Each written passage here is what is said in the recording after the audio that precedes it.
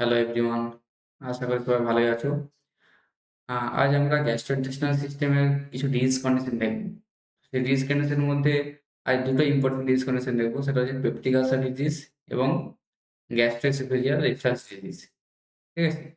তো peptic ulcer disease খুবই important একটা টপিক, এখান থেকে প্রায় কোশ্চেন আসতেই থাকে, সে অল ইন্ডিয়া এক্সাম হোক বা ওয়েস্ট বেঙ্গল এক্সাম হোক। পেপটিক আলসার ডিজিজ তোমাদের বেশি টাইম নেব না, 15 থেকে 20 মিনিটের মধ্যে এটা কমপ্লিট করবো। তোমরা এই 15-20 মিনিট কনসেন্ট্রেশন দিয়ে দেখো, কারণ এখান থেকে অ্যাপ্লাই বেস কোশ্চেন অনেক থাকে। ঠিক আছে? এই টপিকটা পড়ে তুমি যতটুকু নলেজ হবে, সেই নলেজ তুমি যে কোনো এমসিকিউ আসুক সেটা তুমি ক্লিয়ার করতে পারবে, এটা তুমি বসে রাখতে পারো। ঠিক আছে? তাহলে আজকে শুরু করবো ফার্স্ট পেপটিক আলসার ডিজিজ দিয়ে। পেপটিক আলসার ডিজিজ আমরা জানি যে এটা স্টোমাক রিলেটেড একটা। ঠিক আছে? স্টোমাক রিলেটেড কি ডিজিজ আছে?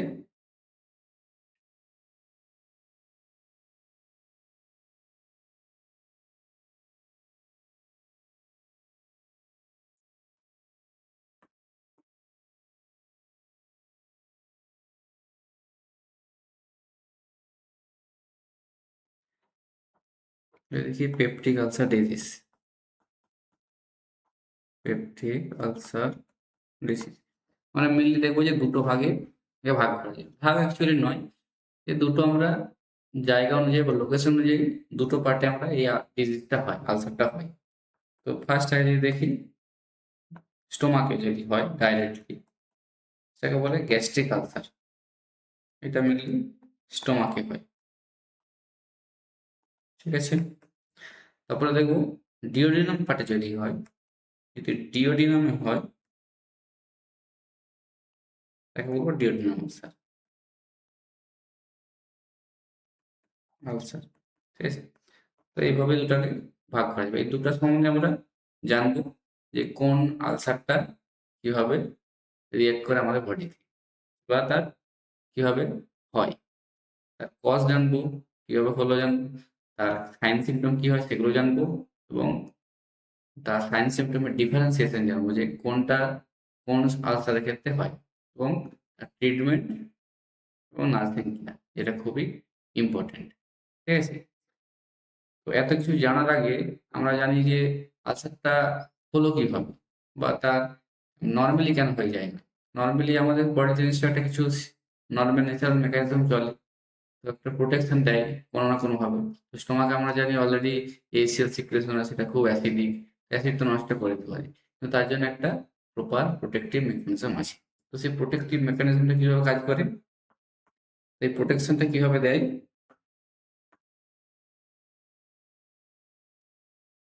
এই প্রোটেকশনের জন্য চারজন রেসপন্সিবল আছে। সেটা আমরা কে কে দেখবো? এক, বাইকার্বনেট। ঠিক আছে? এই বাইকার্বনেট। তারপর আমরা কি দেখবো? মিউকাস। স্টোমাকে যে মিউকাস সেল আছে, সে মিউকাস সিক্রেশন করে। এই মিউকাসটা অ্যাসিডকে নিউট্রালাইজ করে দেয়, এবং বাইকার্বনেটও সেম প্রসেসে অ্যাসিডের সঙ্গে মিশে যে নিউট্রালাইজ করে। ঠিক আছে? তারপর আমরা দেখবো প্রোস্টাগ্ল্যান্ডিন বলে কিছু আছে। ঠিক আছে? প্রোস্টাগ্ল্যান্ডিনও হেল্প করে অ্যাসিডকে নিউট্রালাইজ করতে, এবং আরেকটা মেকানিজম কাজ করে, সেটা হচ্ছে অ্যাডিকুয়েট ব্লাড ফ্লো।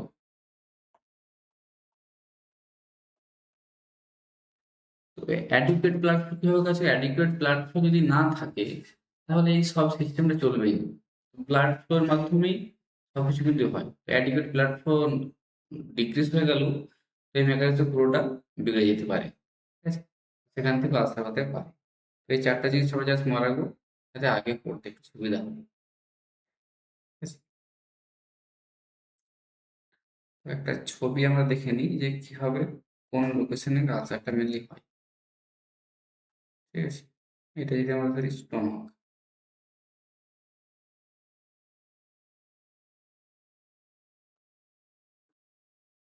এটা ডিওডিনাম পার্টটা। ঠিক আছে? এটা ডিওডিনাম পার্ট। স্টোমাক, গ্যাস্ট্রিক আলসারটা কোথায় হয় আমরা জানবো? স্টোমাক। স্টোমাকের কোন পার্টে হয়? স্টোমাকের লেসার কার্ভেচারে। আমরা অ্যানাটমি ফিজিওলজিতে পড়েছিলাম যে কোনটা লেসার কার্ভেচারে most of the time mainly gastric আলসারটা হয় লেসার কার্ভেচার গ্যাস্ট্রিক আলসার, ঠিক আছে।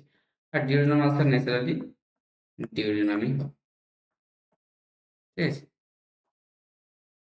তারপরে আমরা দেখবো যে কি কি কজ আছে, তো কি কি কারণে গ্যাস্ট্রিক আলসার বা পেপটিক আলসার বা ডিউডিনাম আলসারটা হয় মেনলি। তার মধ্যে মোস্ট কমন কজ যেটা হচ্ছে সেটা হচ্ছে একটা ব্যাকটেরিয়া, তার নাম কি হেলিকোব্যাক্টার পাইলোরি বা এইচ পাইলোরি বলছি। কি নাম দেখবো? হেলিকোব্যাক্টার পাইলোরি,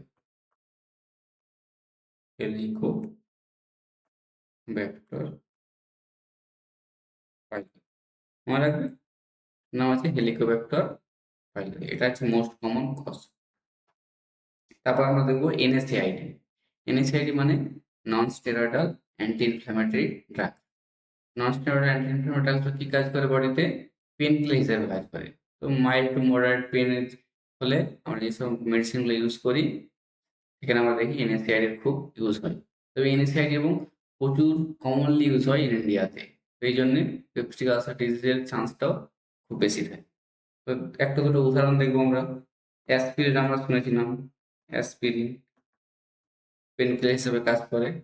তো অ্যাসপিরিনের কারণে হতে পারে আইবুপ্রোফেন, আইবুপ্রোফেন নাম শুনেছি, আইবুপ্রোফেন, ঠিক আছে, আইবুপ্রোফেন। তারপর একটা নাম শুনেছি আমরা নেপ্রোফেন, ঠিক আছে, নেপ্রোফেন, আইবুপ্রোফেন, অ্যাসপিরিন, এগুলো সব এনএসএআইডির উদাহরণ। তাছাড়া আমরা যদি দেখি অন্যান্য কি কি কারণ থাকে কমনলি, স্মোকিং, যারা স্মোকার হয় তাদের ক্ষেত্রে দেখা গেছে যে পেপটিক আলসারের চান্সটা বেশি, এবং alcohol, alcohol one of the most common cause. এবং স্ট্রেসের কারণে কিভাবে হয়? স্ট্রেস হলে বেশি পরিমাণে অ্যাসিড সিক্রেশন হয়, চাইলে সেটা আলসার লিডস করতে পারে, ঠিক আছে। তারপর আমরা এইচ পাইলোরি সম্বন্ধে কিছুটা দেওয়া আছে, এইচ পাইলোরি কি ধরনের ব্যাকটেরিয়া এবং কিভাবে সে আলসার করার জন্য তার একটা স্পেশাল পাওয়ার রয়েছে। এটা gram positive gram negative bacteria, ঠিক আছে। এবং এটা কিভাবে সার্ভাইভ করে দেখা যাচ্ছে যে ইউরিয়াস বলে একটা এনজাইম আছে, এটা NH3 থেকে অ্যামোনিয়া তৈরি করে। NH3 বা অ্যামোনিয়া, NH3 হচ্ছে অ্যামোনিয়াম শর্ট ফর্ম, সেটাকে নিউট্রালাইজ করে অ্যাসিড। এইটা কিছু তেমন মনে রাখার নেই আমাদের, এক্সামে যেরকম কোনদিন কোশ্চেন আসেনি। কমন সাইডগুলো আমরা দেখলাম ডিওড্রাম আলসার বা গ্যাস্ট্রিক আলসারের যে লেসার কার্ভ সেটা হয় স্টোমাকের। তারপর আমাদের যেটা সবচেয়ে কমনলি মনে রাখবো সেটা হলো সাইন সিমটম। সাইন সিমটম তোমার এখানে একটু ইম্পর্টেন্স আছে, একটু মন দিয়ে শুনুন, ঠিক আছে। তো সাইন সিমটমের মধ্যে মোস্ট কমনলি যেটা দেখা যায় যে বলে আমাদের পেটে ব্যথা। পেটে ব্যথার মধ্যে কোন জায়গাটা আমরা দেখে থাকি? বলে যে যদি কমন সিমটম যেটা পেশেন্ট বলে, ঠিক আছে, সেটা কি বলে যে পেটের নিচের দিকটা ব্যথা বা ছাতির নিচের দিকটা ব্যথা, ঠিক আছে। তো এটা হচ্ছে বলে বার্নিং সেন্সেশন। এই সিমটমসটা আমরা ধরি, সিমটম মানে এখানে সাবজেক্টিভ, সাবজেক্টিভ মানে যেটা পেশেন্ট মেইনলি বলে সেটাকে সিমটমস বলা হয়। আর সাইন বলতে যেগুলো মেডিকেল প্রফেশনালরা অবজার্ভ করে বলে, তাদের একটা নিজস্ব অবজারভেশন আছে, সেই অনুযায়ী সেটাকে সায়েন্স বলে। আর সিম্পটম বেশিরভাগই সাবজেক্টিভ হয়, সায়েন্সটা অবজেক্টিভ হয়। তার মধ্যে মোস্ট কমন যেটা হয় burning or gnawing pain in the upper abdomen, ঠিক আছে। আমরা কোয়াড্রেন্টে পড়েছিলাম, সেটা কোন রিজনে পড়ে? এপিগ্যাস্ট্রিক রিজনে। এপিগ্যাস্ট্রিক মানে মিডল লাইনের সবচেয়ে টপটা হচ্ছে এপিগ্যাস্ট্রিক রিজন। সেই জায়গাটাতে পেন হলে বুঝতে হবে যে এটা হতে পারে আলসার ডিজিজ থেকে, পেপটিক আলসার। তারপর আমরা কি দেখবো? Pain occurring between meals or at night, ঠিক আছে। তারপরে ব্লোটিং, ব্লোটিং মানে ব্লোটিং আমরা জানি, আমরা ব্লোটিং কথা অনেকবার শুনেছি যে অনেকে বলে যে পেটটা ফুলে গেছে বা পেটটা ভারী ভারী লাগছে, খিদে আসছে না, ঠিক আছে। তো এটাকে বলা হয় ব্লোটিং, ঠিক আছে, এটা মনে রাখবে। তারপরে বেলচি, হার্টবার্ন, হার্টবার্ন মানে হার্টবার্ন হার্ট থেকে আসেনি বা হার্টের কোনো বার্ন হচ্ছে না।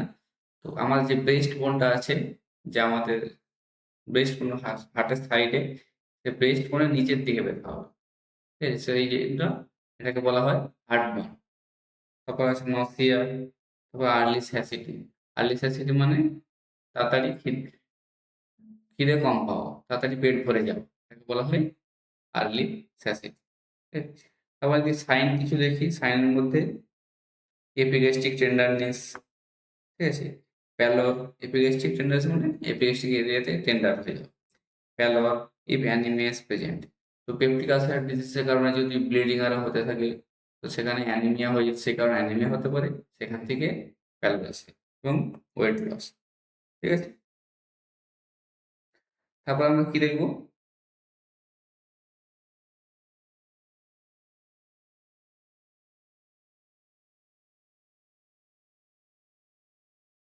ডিউওডেনাল এবং গ্যাস্ট্রিক আলসারের ডিফারেন্ট। আমরা কি করে বুঝবো যে কোন পার্টে হয়েছে? শুধুমাত্র সাইন অ্যান্ড সিম্পটম দেখে। কোনো একটা পেশেন্ট আসলো, সে বলল এই ধরনের আমার সিম্পটম হচ্ছে, এই ধরনের আমার সাইন হচ্ছে, এটা খাওয়ার পরে হচ্ছে, এটা খাবার খেলে ঠিক হয়ে যাচ্ছে। তো সেই অনুযায়ী আমরা একটা ডিসাইড করতে পারি, যে সাসপেক্ট করতে পারি যে হ্যাঁ, এটা ডিওডেনাল আলসার বা গ্যাস্ট্রিক আলসার হতে পারে। ঠিক আছে? প্রথম আমরা যদি দেখি পেনের টাইমিংটা। পেনের টাইমিংটা কিরকম হবে? যদি গ্যাস্ট্রিক আলসার হয় মানে স্টোমাকে হয়, তাহলে খাবার যখন খাচ্ছ সেই টাইমে খাবার খেলেই অ্যাসিড সিক্রেশন হবে। আর যদি অ্যাসিড সিক্রেশন হয়ে যায়, সঙ্গে, সঙ্গে সেই আলসারটাতে টাচ হয়ে গেলে সেটা পেইন করবে। তো পেইন ইমিডিয়েটলি হবে। পেইন ইমিডিয়েটলি কোথায় হয়? Gastric ulcer. বুঝতে পেরেছ? আর ডিউওডেনাম আলসার মানে কি? ওটা যেহেতু স্টোমাকের পরে নেক্সট পার্টে আসছে, তো নেক্সট পার্টে আসার কারণে কি হলো? যে তার টাইম লাগবে স্টোমাক থেকে আসতে। যখন স্টোমাকে আসবে থেকে পেরিয়ে ডিউওডেনামে আসবে, তাতে ২ থেকে ৫ ঘন্টা পরে, খাওয়ার ২ থেকে ৫ ঘন্টা যদি দেখি, এখন ডিউওডেনাম আলসারের ক্ষেত্রে পেইনটা হয়। তো সে এইটা দেখে বুঝতে পারবে যে রাত্রে খেলো, খাওয়ার পরে সঙ্গে, সঙ্গে পেইন আসবে। এটা সাসপেক্ট করছে যে গ্যাস্ট্রিক আলসার। আর যদি দেখি যে তার খাওয়ার লেট নাইট, মিড নাইটে তার পেইন হতে শুরু করেছে, তখন এটা বুঝবো যে ডিউওডেনাল আলসার হতে পারে। এই জন্য নাইট পেইন, এখানে একটা অপশন আছে যে নাইট পেইন। পেইনের টাইমিং ১ম এ, তারপরে নাইট পেইন। রাত্রেবেলা পেশেন্ট জেগে উঠছে। ঠিক আছে? অ্যাকুয়েন্স পেশেন্ট। আর গ্যাস্ট্রিক আলসারের ক্ষেত্রে কিন্তু সেটা হয় না। হলে সঙ্গে, সঙ্গে হবে গ্যাস্ট্রিক আলসারে। তারপরে effect of food. Effect of food মানে ফুড খাওয়ার পরে কোন আলসারের ক্ষেত্রে কোন ইফেক্টটা পড়বে। যদি ডিওডোনাল আলসার হয়, সেখানে দেখা যাবে যে খাওয়ার পরে তার পেইনটা ঠিক হয়ে গেল বা অ্যান্টাসিড খাওয়ার পরে ঠিক হয়ে যাচ্ছে। গ্যাস্ট্রিক আলসারের ক্ষেত্রে ফুড কনজাম্পশন পরেই ইমিডিয়েটলি তার পেইন শুরু হয়ে যাবে। ওয়েট চেঞ্জেস কি হবে? ডিওডোনাল আলসারে ওয়েট গেইন হতে পারে বা নরমাল থাকতে পারে। ঠিক আছে?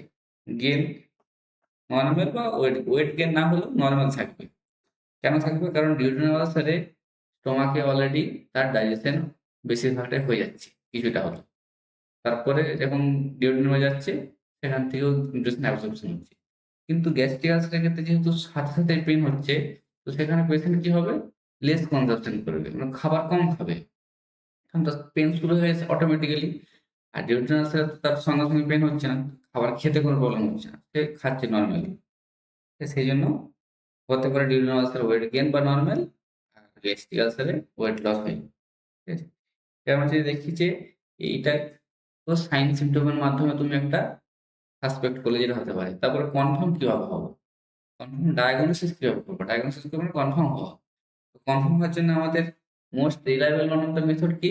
আপার জিআই এন্ডোস্কোপি করা। এন্ডোস্কোপি করা মানে ক্যামেরার মাধ্যমে স্টোমাকে যেয়ে দেখব।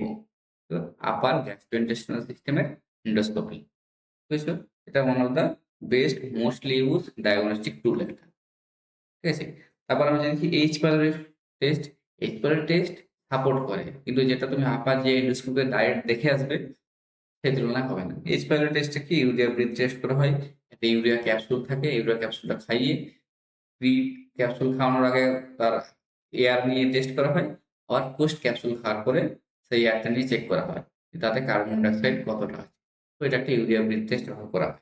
স্টুল অ্যান্টিজেন টেস্ট করা হয়। এগুলো জাস্ট সাপোর্টিভ একটা ডায়াগনস্টিক মেথড।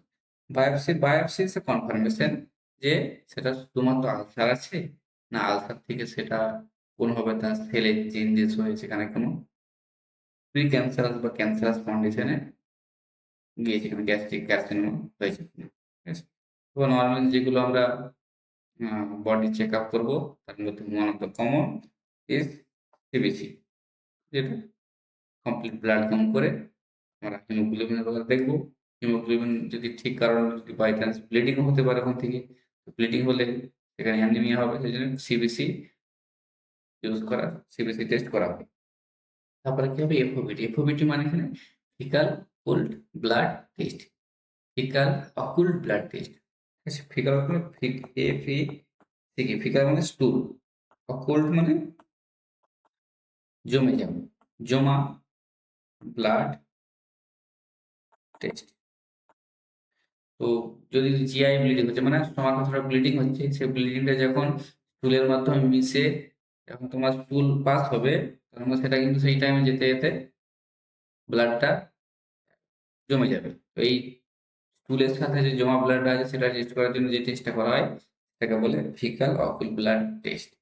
বুঝতে পেরেছো? এটা করো, নেক্সট টাইম বোঝা যায় যে ব্লিডিং হচ্ছে কি না। বুঝেছো? তো এতটা পর্যন্ত ক্লিয়ার? আর কিছু ডাউট আছে? তারপর আমরা দেখব যে কি, কি কমপ্লিকেশন হতে পারে। ঠিক আছে? যদি আমরা দেখি কমপ্লিকেশনের মধ্যে অনেক ডেঞ্জারাস কমপ্লিকেশন হতে পারে। তার মধ্যে একটা হলো পারফোরেশন আর ব্লিডিং। এই দুটো পারফোরেশন, ব্লিডিং কমপ্লিকেশনটা কিন্তু দেখা যায়। ঠিক আছে? পারফোরেশন মানে কি? সেই জায়গাটায় যে আমরা লেয়ার করেছিলাম যে মিউকোসা, সাবমিউকোসা, আমরা ৪ টা লেয়ার করেছিলাম না? মাসল লেয়ার অ্যান্ড এক্সটার্নাল বা অ্যাডভেন্টেসিয়া। তো পারফোরেশন হলে কি হবে? শুধুমাত্র মিউকাস সাবমিউকাসে দেখা যায় যে আলসারটা হচ্ছে। পারফোরেশন হলো কি? সে ৪ টা লেয়ারই হয়তো নষ্ট হয়ে গেল। পারফোরেট হয়ে গেছে। পুরো ফেটে যাওয়ার মতো কন্ডিশন। ঠিক আছে?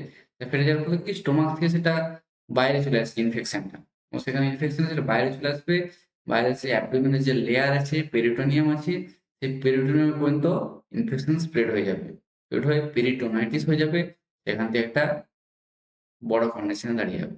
Perforation is the complication. Complication মানে কোনো সিভিয়ার ফর্ম থেকে মোর সিভিয়ার চলে যাওয়া। ঠিক আছে? তো পেনিট্রেশন ওই সেম নাম প্রায়। পেনিট্রেশন হয়ে যায় একটা প্রত্যেকটা লেয়ারকে পেনিট্রেট করে দেওয়া। Pyloric obstruction. যে স্টোমাকের পাইলোরিক পার্টটা আছে, সেই পাইলোরিক পার্টটা আলসারের কারণে বারবার আলসার হয়ে যাওয়ার কারণে সেখানে গ্রোথ হয়ে যাওয়া। সে গ্রোথ হয়ে গেলে কি হবে? যেহেতু পাইলোরিক পার্টটা আমরা দেখেছি ন্যারো, ন্যারোটা ব্লক হয়ে গেলে অবস্ট্রাকশন হতে পারে। ঠিক আছে? তাছাড়া কি হবে? ব্লিডিং। ব্লিডিং কমন কিন্তু কমপ্লিকেশনের মধ্যে। আপার জিআই ব্লিডিং এর মোস্ট কমন কজ হচ্ছে পেপটিক আলসার। বুঝতে পেরেছো? এতটা পর্যন্ত ক্লিয়ার? ঠিক আছে? এবার আমরা জিআই ব্লিডিং যখন একবার দেখবো স্পেসিফিক্যালি, তো ওখানে আমরা একটু ভালো করে দেখবো। তারপর আমরা যদি দেখি নার্সিং কেয়ার। নার্সিং কেয়ার কি, কি আছে? যেটা আমাদের পার্ট। তো নার্সিং কেয়ার কেন জানবো? অ্যাকচুয়ালি যত কোশ্চেনই হোক, ওই নার্সিং কেয়ার বেশি থাকে। কোনোদিন কোনো কোশ্চেন যে কোনো কোচিং সেন্টার বলুক বা যেই বলুক যে আমাদের ডাইরেক্ট কোশ্চেন চলে এসছে। ডাইরেক্ট কোশ্চেন আসতে পারে ১ টা ২ টো ৪ টা ৫ টা। সেসব কোশ্চেন সবাই করবে। কিন্তু যখন তুমি একটা ওভারঅল কোনো ডিজিজ কনসেপ্ট সম্বন্ধে জানবে, সেটাকে এপ্লাই করে এমসিকিউ সলভ করবে। তাহলে তোমার কি হবে? কমনের জন্য ছুটতে হবে না। কে কমন দিবে, কে কমন দিবে না। তুমি টোটাল ওভারঅল জানলে সেটা তোমার মাথায় ঢুকিয়ে নাও।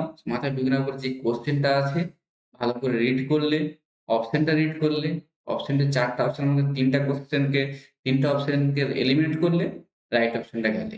তো প্রত্যেকটা কোশ্চেনে এভাবে ফলো করবে। তার জন্যেই এই ওভারঅল নলেজটা দেবে। ওভারঅল নলেজের মধ্যে সবকিছু থাকবে। আর এটাকে তুমি যতটা পারবে মাথার মধ্যে শর্ট ফরমে ঢুকিয়ে রাখো। এভাবেই। তো যা, যা আমরা ডিজিজ কন্ডিশন দেখলাম, তার মিনিং থেকে শুরু করে সাইন সিম্পটম, সেটাকে এপ্লাই করলেই তুমি নার্সিং কেয়ার করতে পারবে। তো পেইন হচ্ছে মানে তার পেইনটাকে মনিটর করো, পেইন লেভেলটা কতটা হচ্ছে। ঠিক আছে? সেটা কিন্তু তোমাকে অ্যাকশন নিতে হবে। যদি পেইন লেভেল না মনিটর করতে পারো, তাহলে তোমার তার কন্ডিশন ডিটেরিওরেট করতে পারে। এক্সট্রিমলি পেইন হচ্ছে, সেখান থেকে তার অনেক কিছু কন্ডিশন হতে পারে। ঠিক আছে? Bleeding sign. ব্লিডিং সাইনগুলো আমাকে মনিটর করতে হবে। যেহেতু জিআই ব্লিডিং মানে ব্লিডিং একটা কমপ্লিকেশন। সেখান থেকে ধরো ভিতরে কি হচ্ছে তুমি জানো না। পেশেন্ট এসছে এরকম পেইন-টেইন নিয়ে, তুমি সাসপেক্ট করেছো ঠিক আছে। কিন্তু সাসপেক্ট করার পর তুমি কিছু অ্যাকশন নেওনি। তো ব্লিডিং এর যে সাইন গুলো সেগুলো তুমি দেখোনি। তার হার্ট রেট বেড়ে যাচ্ছে। ঠিক আছে? তার বিপি লো হয়ে যাচ্ছে। এই দুটো সাইন। তার ইউরিন আউটপুট কমে যাচ্ছে। বারবার দেখতে যাচ্ছি আমরা যে ইউরিন আউটপুট কম হচ্ছে। বিপি লো হয়ে যাচ্ছে এবং হার্ট রেট বেড়ে যাচ্ছে। তো এগুলা থেকে বোঝা যাচ্ছে যে ভিতরে কোথাও ব্লিডিং হচ্ছে। ব্লিডিং হওয়ার পরে কি হলো? তার বডির ফ্লুইড কমে যাচ্ছে। ব্লিডিং বলতে কি হলো? বডিতে যে ফ্লুইড আছে সেটা কমে যাচ্ছে। বডির ফ্লুইড কমে গেলে সেটা হাইপোভলিমিক শকে চলে যাবে। তো এই সাইনগুলোকে আমাকে লক্ষ্য রাখতে হয় এখানে। তো এই সিকোয়েন্সই মনে রাখবে। এই জন্যে ব্লিডিং সাইনটা মনে রাখা খুব ইম্পর্টেন্ট। আর মনিটর করতে হবে আমাদেরকে এইচবি বা হেমাটোক্রিট, মানে হিমোগ্লোবিন বা হেমাটোক্রিট দেখতে হবে যাতে সে অ্যানিমিয়া হয়েছে কিনা, যে একটা লেভেল অফ অ্যানিমিয়ার পরে তার ব্লাড ট্রান্সফিউশন দরকার কিনা সেটা ডিসাইড ডক্টর করবে, কিন্তু আমাদেরকে লক্ষ্য রাখতে হবে। তার জন্য নার্সিং কেয়ারটা এখানে খুব ইম্পর্টেন্ট। আর পেশেন্টকে যখন যারা অলরেডি এনএসআইডি নিচ্ছে হয়তো দেখা যাচ্ছে যে পেশেন্ট হসপিটালে ভর্তি আছে, তার কেয়ার চালু হয়ে গেছে, কিন্তু সে বাড়ি থেকে পকেটে করে নিয়ে আসছিল একটা অ্যাসপিরিনের ডাব্বা। সে দেখা যাচ্ছে এখন অ্যাসপিরিন খাচ্ছি, কেউ দেখেনি। তো তোমার সেখানে একটা কাজে অ্যাডভাইস করা, দাদা তুমি ওষুধটা খাবে না, এই ওষুধটার কারণে কিন্তু তোমার এটা হতে পারে। তাকে বলতে হবে যে অ্যাভয়েড এনএসআইডি, স্মোকিং বন্ধ করার জন্য তাকে গাইড করতে হবে। আচ্ছা, আরেকটা যেটা মেইন জিনিস হলো সেটা হচ্ছে প্রোভাইড স্মল অ্যান্ড ফ্রিকোয়েন্ট মিল। মানে ছোট ছোট তাকে দিতে হবে যাতে একসাথে অনেক অ্যাসিড সিক্রেশন হয়। স্মল আর ফ্রিকোয়েন্টলি দিলে কি হবে? অল্প পরিমাণ অ্যাসিড রিলিজ হচ্ছে, সেটা অতটা কষ্ট হচ্ছে। ঠিক আছে? তো এটা একটা ইম্পর্টেন্ট পয়েন্ট, এটা থেকে এমসিকিউ আসে। ঠিক আছে? যে নার্সিং অ্যাকশনটা কি হবে? NCR complete compliance with H pylori therapy. এটা মানে কি, এইচ পাইলোরি যে ব্যাকটেরিয়া আছে সে কি কি অ্যান্টিবায়োটিক দিয়ে এইচ পাইলোরিটা ইরাডিকেট করা যাবে, তাকে ট্রিটমেন্টটা কি হবে, ট্রিটমেন্ট প্রসেসটা। আমরা যদি দেখি যে এইচ পাইলোরি যে ট্রিটমেন্ট হয় সেটা ট্রিপল থেরাপি ধরনের হয়। ট্রিপল থেরাপিতে কি থাকে? তিনটে। একটা থাকে অ্যান্টাসিড টাইপের কিছু। অ্যান্টাসিড মানে এখানে পিপিআই ইউজ করা হয়, প্রোটন পাম্প ইনহিবিটর। প্যান্টোপ্রাজল আমরা নাম শুনেছি, সবাই কমনলি জানো, প্যান্টোপ্রাজল বা ওমিপ্রাজল, ওমেজ, প্যান, এগুলা ইউজ করা হয়। আর দুটো অ্যান্টিবায়োটিক দেখো, দুটো অ্যান্টিবায়োটিক এখনকার দিনে, আগে একটা লেখা থাকতো যে বইয়ে যে এই অ্যান্টিবায়োটিক ইউজ করা হয়, কিন্তু এখন রেজিস্ট্যান্স অনেক অ্যান্টিবায়োটিক হয়ে যায়। সেই কারণে কি হয় যে তাকে রেজিস্ট্যান্স দেখে রেজিস্ট্যান্স চেক করার পর তারপর ডিসাইড করা হয় কি অ্যান্টিবায়োটিক ইউজ হবে। আগে ক্লারিথ্রোমাইসিন এইসব অ্যান্টিবায়োটিক ইউজ হতো, কিন্তু এখন দেখে ইউজ করা হয়। তাছাড়াও যেমন পিপিআই ছাড়াও H2 blocker, H2 blocker use করা হয়, যেটা আমরা রেনিডিডিন দেখে এসেছি খুবই কমনলি। রেনিডিডিন হচ্ছে H2 ব্লকার, আর পিপিআই হচ্ছে প্যান্টোপ্রাজোল এন্ড ওমিপ্রাজোল। সুপ্রাফেট করে ও একটা আলসারের উপরে লেয়ার তৈরি করে। তো যখন খাবার খাবে তার আগে বলে দেওয়া হয় পেশেন্টকে যে সুপ্রালফেট একটা সিরাপ নেবে, সিরাপ সুপ্রালফেট। তো সেটা কি করে দিল? পেটের যে আলসারটা আছে আলসার উপরে একটা লেয়ার তৈরি করে দিল। লেয়ারটা তৈরি করে দিলে কি হবে? ডাইরেক্ট ফুডটা আলসার কন্টেন্টে আসছে না, তো সেটা অতটা তার পেইন করবে না। বা অ্যান্টাসিড অনেক ইউজ করা হয়। এটা তোমার হলো পেপটিক আলসার সম্বন্ধে। এটা ক্লিয়ারলি বুঝতে পেরেছো আশা করি এতটা পর্যন্ত, যে কি কারণে হচ্ছে, ঠিক আছে? তার কমন সাইড কোনটা কোনটা, কোনটা কিভাবে বুঝবে যে ডিওড্রিনাল কোনটা গ্যাস্ট্রিক আলসার, তার সিমটমস কোনগুলো, সাইন কোনগুলো, তার ট্রিটমেন্ট স্ট্র্যাটেজি কি, কি কি কমপ্লিকেশন হতে পারে, এবং মোস্ট ইম্পর্টেন্টলি তার নার্সিং কেয়ার কি করতে হবে, তার পেনটা মনিটর করা, তার ব্লিডিং ভিতরে হচ্ছে কিনা সেটাকে তার সাইন সিমটমের মাধ্যমে বুঝে রাখা, যে হার্ট রেট বাড়ছে কিনা, হাইপোভলিমিক শকের দিকে যাচ্ছে কিনা, ঠিক আছে, বিপি কমে যাচ্ছে কিনা।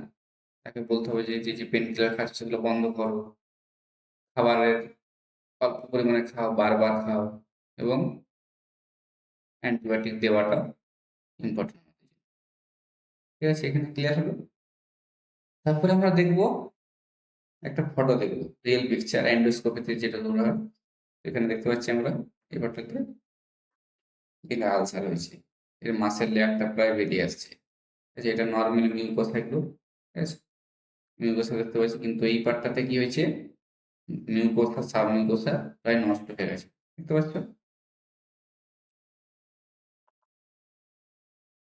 ঠিক আছে। তারপর আমরা নেক্সট কি দেখবো? জিইআরডি সম্বন্ধে। জিইআরডির ফুল ফর্ম কি? Gastro oesophageal reflux disease. তো নামের মধ্যেই আছে যে গ্যাস্ট্রোইসোফেজিয়াল। আমরা যদি দেখি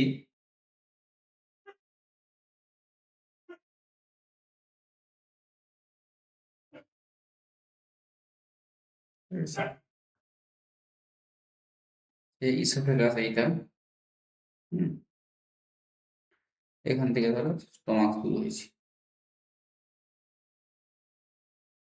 ইসোফেজিয়াল স্ফিংটারটা কোথায় আছে? স্টোমাক আর ইসোফেজাসের মাঝে। তার নাম আছে লোয়ার ইসোফেজিয়াল স্ফিংটার। অলরেডি আমরা অ্যানাটমি ফিজিওলজিতে দেখেছি। তো এখানে কি হবে, লোয়ার যে ইসোফেজিয়াল স্ফিংটারটা আছে এটা যে কোনোভাবে লুজ হয়ে যাবে। লুজ হয়ে যাবে মানে সেটা ঠিকঠাক কাজ করছে না, ক্লোজিং বা ওপেনিং ঠিকঠাক হচ্ছে না। তাহলে কি হবে, খাবার কন্টেন্ট স্টোমাকে আসবে, ঠিক আছে। এখানে এইচ প্লাস অ্যাসিড রিলিজ হলো, তো সেই অ্যাসিডের কারণে কোথায় যাবে, অ্যাসিড ন্যাচারালি নিচের দিকে যায়, কিন্তু স্ফিংটার যেহেতু কাজ করছে না, সে হঠাৎ করে এটা উপর দিকে চলে গেল। এটা তো অপোজিট দিয়ে যাচ্ছে, এটা তো ক্ষতিকর হবে। তো অ্যাসিড সহ্য করার মধ্যে এখানে ইসোফেগাসের ক্ষমতা নেই, ঠিক আছে। ন্যাচারালি এখানে কি হবে, ইসোফেগাসের যে লেয়ার আছে, ইসোফেগাসের যে লাইনিং আছে সেটা নষ্ট হবে, ঠিক আছে। এই জন্য এটাকে বলছে গ্যাস্ট্রো ইসোফেজিয়াল রিফ্লাক্স। রিফ্লাক্স মানে উল্টো দিকে যাচ্ছে, রিফ্লাক্স ডিজিজ। বুঝতে পেরেছো? Gastro oesophageal reflux disease, clear? তার প্যাথোলজিটা ওভাবে হচ্ছে, দেখতে পাচ্ছ যে weak or transient lower oesophageal sphincter, reflux of gastric content reflux হচ্ছে, ইসোফেজিয়াল মিউকাসাল ইরিটেন্ট হচ্ছে, এবং এটা লিডস করছে ইসোফেজাইটিসে। ইসোফেজাইটিস মানে ইনফ্লামেশন অফ দ্য ইসোফেগাস। এর মধ্যে আমরা যে কিছু কিছু রিস্ক ফ্যাক্টর দেখবো যে কাদের ক্ষেত্রে এটা বেশি দেখা যায়। যারা দেখা যায় যে ওবেস পেশেন্ট আছে, ওবেস পেশেন্টদের দেখা যায় যে রিফ্লাক্সটা বারবার হয়। রিফ্লাক্সটা বারবার হলে অ্যাসিড বারবার ইসোফেগাসে আসবে, ক্ষতি করবে। বা প্রেগনেন্সি কি হলে কি হয়, যে অ্যাবডোমিনাল প্রেসার বেড়ে যায়। তো অ্যাবডোমিনাল প্রেসার ক্রিয়েট হলেই স্টোমাকেও ন্যাচারালি প্রেসার দিবে। ন্যাচারালি যদি স্টোমাকে প্রেসার হয়, স্টোমাকে যে কন্টেন্ট থাকবে সে উপর দিকে যাবে। সেটা অনেক সময় হায়াটাল হার্নি। হায়াটাল হার্নিয়া কি? হায়াটাল হার্নিয়া একটা এক ধরনের হার্নিয়া, যেখানে হার্নিয়া মানে আমরা জানি যে কোনো একটা অর্গান অন্য অর্গানের মাধ্যমে মধ্যে ঢুকে যাবে, এভাবেই হয় অ্যাকচুয়ালি। দেখবো হায়াটাল হার্নিয়াটা কিরকম ভাবে হয়। সে আমরা জানি এটা গুলো হচ্ছে স্টোমাক। তো এই পোর্শনটাতে কি হয়, এই পোর্শনটাতে স্টোমাকের পার্টটা বাইরে বেরিয়ে চলে আসে, দিয়ে অ্যাবডোমেন থেকে বাইরে বেরিয়ে আসে কন্টেন্ট, ঠিক আছে। সেখানে কন্টেন্ট বেরিয়ে আসলে কি হবে, সেটাকে প্রেসার ক্রিয়েট করছি এই জায়গাতে স্টোমাকের উপরে। স্টোমাকে প্রেসার ক্রিয়েট করলে স্টোমাকের কন্টেন্ট গুলো বাইরের দিকে আসবে, এটাকে বলে হায়াটাল। কারণ হতে পারে অনেকে বেশি খেয়ে নেয়, বেশি খাওয়ার জন্য লার্জ মিল একসাথে নিয়ে নেয়, বা অনেক ফ্যাটি খাবার খেয়ে নেয়। ফ্যাটি খাবার তেল জাতীয় খাবার বেশি খেয়ে নিলেও এটা দেখা। Smoking alcohol always the cause of GRD এবং পেপটিক আলসার, ঠিক আছে। সার্টেন ড্রাগসের মধ্যে অ্যান্টিকোয়াগুলেন্ট করছে, এটা মনে রাখতে হবে। মেনলি মনে রাখবে ওবেসিটি প্রেগনেন্সিতে, প্রেগনেন্সিটা মনে রাখা ভালো। এই প্রেগনেন্সিতে এটা গ্যাস্ট্রোএসোফেজিয়াল লিম্ফোসিস ডিজিজটা ওই যে একটা প্রবাবল কজ হতে পারে। সাইন সিমটম গুলো মনে রাখবো আমরা এখানে। সাইন সিমটমের মধ্যে মেইন যেটা বললাম, হার্টবার্ন। হার্টবার্ন অলরেডি আমরা ডিসকাস করে আসলাম যে আমাদের ব্রেস্ট বোনটা আছে চেস্টের, ঠিক আছে, সেই ব্রেস্ট বোনের নিচের দিকে পেন হয়, এটাকে হার্টবার্ন বলে। এটাকে পাইরোসিস অনেক সময় বলে, ঠিক আছে, pyrosis. Most common presentation of the GERD, regurgitation. Regurgitation মানে, রিগার্জিটেশন মানে কি?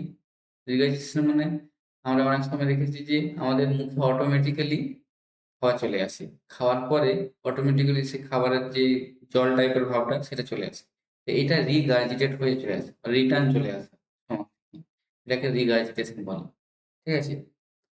তারপরে দেখবো ডিসফেজিয়া। ডিসফেজিয়া মানে difficulty in feeding, difficulty swallowing. difficulty in solving, ঠিক আছে?